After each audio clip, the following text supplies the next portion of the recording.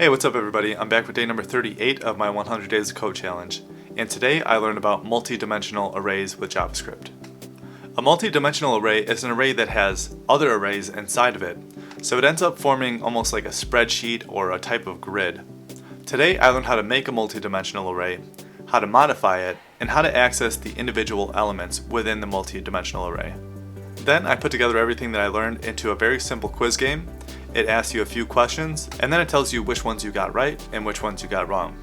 And each quiz question and answer is stored in its own array, and all of the question-answer arrays are stored inside of another array.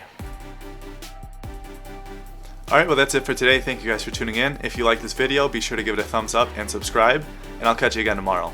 Have a great day.